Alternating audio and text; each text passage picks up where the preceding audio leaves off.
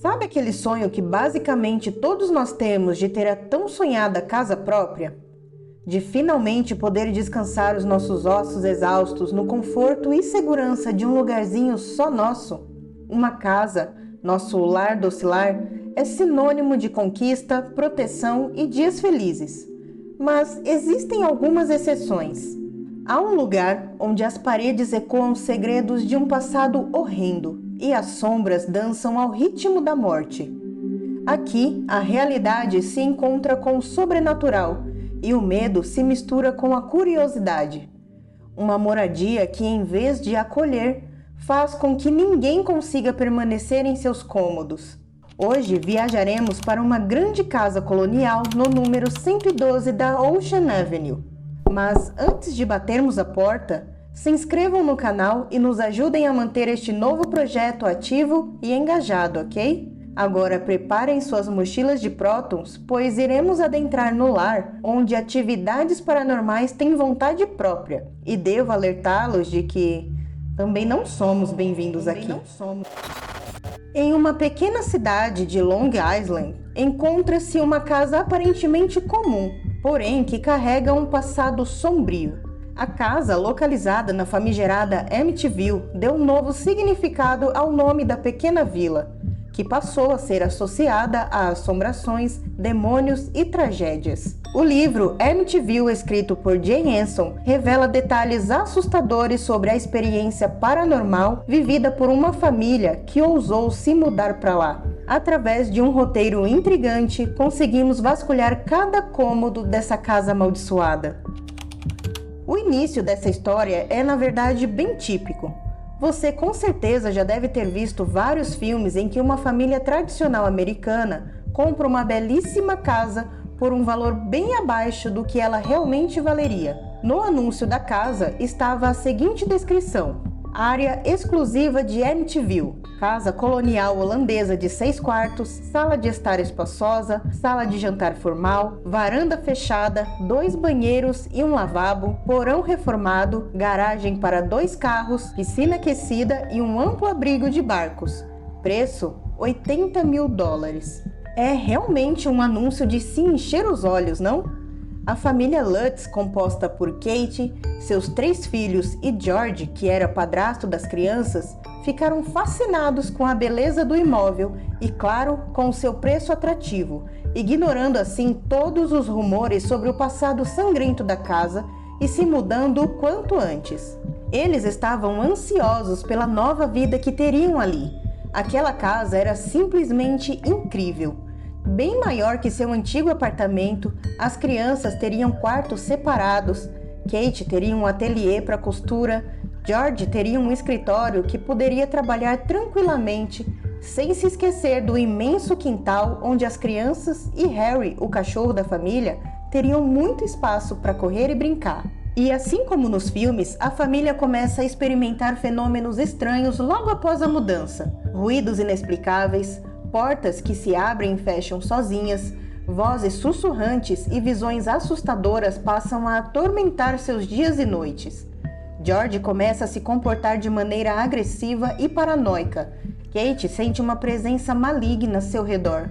Os filhos mais velhos começam a brigar entre si, enquanto a caçula Missy parece ter um novo amigo imaginário, com cara e patas de porco, que ela chama amigavelmente de Judy. Os móveis mudam de lugar, as paredes expelem uma substância viscosa e mal cheirosa e enxames de moscas se aglomeram em um ponto específico da casa, o que é bem estranho, já que estava frio e não era para ter aquela quantidade de moscas num quarto fechado. O padre Mancuso foi chamado pela família para abençoar a casa. Mesmo sendo aconselhado a não ir até lá, ele sentiu que era o seu dever como padre ir em auxílio da família que estava em aflição. Essa foi a primeira e última vez que o padre Mancuso entrou na casa. Logo depois de ir embora, assombrado com os sussurros demoníacos que ouviu lá, ele foi acometido por uma gripe fortíssima, tendo de ser afastado de seus deveres como padre. Esse não foi o único efeito colateral que o padre sofreu depois de visitar a casa. Sua pele ficou com terríveis escoriações causadas por bolhas que pareciam queimar. Seu quarto tinha um cheiro desagradável que ele não sabia explicar de onde vinha, além de que também quase não conseguia fazer contato com os Lutz por telefone, já que as linhas pareciam estar sempre com algum defeito. Essas manifestações não chegam a ser metade dos horrores vividos pela família. A casa parecia estar tentando expelir um tipo de alimento podre e mal digerido, levando a sanidade da família ao limite. Os Lutz moraram no número 112 da Ocean Avenue por apenas 28 dias, saindo de lá às pressas, sem levar nada além das roupas do corpo. Segundo George e Kate, esses foram os piores dias de suas vidas. Em 1974, em Amityville, ocorreu um dos casos mais infames e perturbadores da pacata vila. A família DeFeo foi brutalmente assassinada em sua casa durante a noite, resultando na morte de 6 membros da família. Ronald DeFeo Jr., conhecido como Butch, foi o responsável pelos assassinatos. Ele confessou ter atirado em seus pais e em seus 4 irmãos enquanto dormiam. O crime chocou a comunidade local e atraiu a atenção da mídia. Durante o julgamento, Ronald DeFeo Jr. alegou ter cometido os assassinatos enquanto estava sob influência de vozes malignas que o assombravam, alegando que demônios o forçaram a cometer o terrível ato. Após os assassinatos, a casa ficou abandonada e pouco tempo depois foi comprada pelos Lutz. No livro de Jay Anson, essas manifestações vividas pelos Lutz são amplamente associadas ao massacre da família DeFeo. É como se a família morta ainda estivesse ali, habitando a casa e atormentando os Lutz.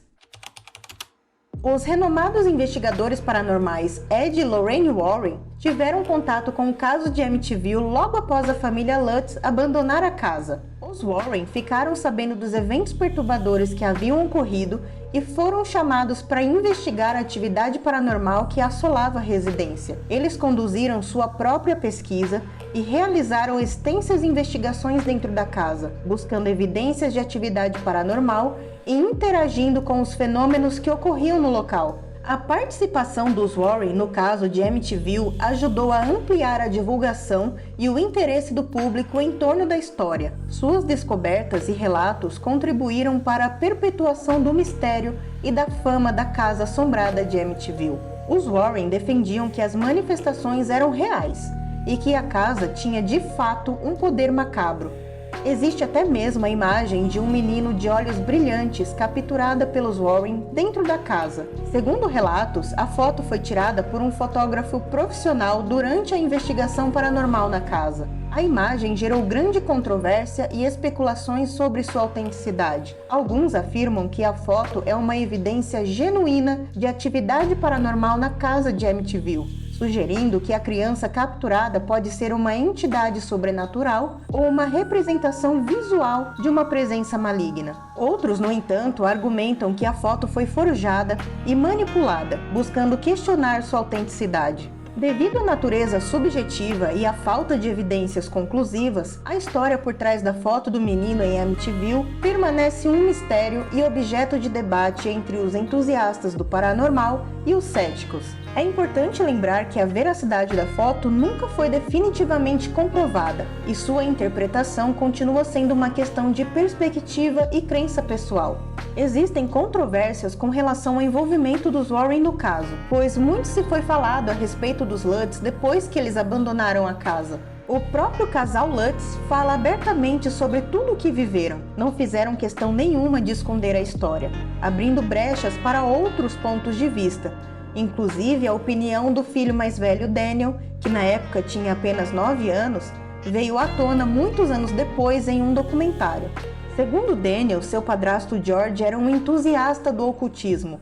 Possuía um quarto apenas com livros macabros, imagens, entre outros objetos voltados às práticas ocultas. Ele teria decidido comprar a casa sabendo do seu passado justamente na intenção de manipular a energia contida ali, e depois que a situação fugiu do controle, teria divulgado os acontecimentos sobrenaturais a fim de vender a história e recuperar o valor investido na casa, pois assim como nos mostra no livro, George estava à beira da falência.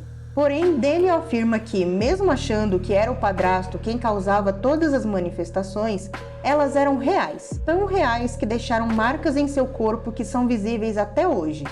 Bom, se a intenção dos Lutz era inventar uma história a fim de vendê-la para recuperar o dinheiro da casa, deu certo. Afinal, Amityville tem sido fonte de inspiração para várias obras ao longo dos anos, se tornando um ícone sombrio e enigmático.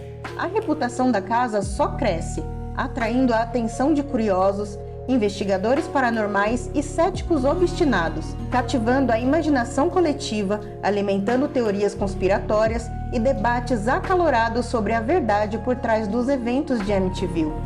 O livro de Jane Anson é mais do que uma simples história de terror. Sua narrativa perturbadora e repleta de fatos misteriosos e assombrados mantém a chama da curiosidade acesa, nos instigando a desvendar o enigma das almas perdidas que assombram o número 112 da Ocean Avenue. Amityville, um nome que ecoa como um sussurro sinistro no mundo do sobrenatural, uma história que cativou a imaginação e atiçou a curiosidade por décadas. Desde o infame caso dos assassinatos da família DeFeo até os eventos perturbadores vividos pelos Lutz, permanece como um ícone do horror paranormal. Enquanto isso, a casa permanece de pé, silenciosa e imponente, suas paredes ocultando segredos aterradores. Aqueles corajosos o suficiente para se aventurar por seus corredores são confrontados com manifestações paranormais e uma sensação de opressão que não pode ser ignorada. Almas perdidas parecem sussurrar na escuridão, clamando por justiça ou perpetuando seu tormento além da morte.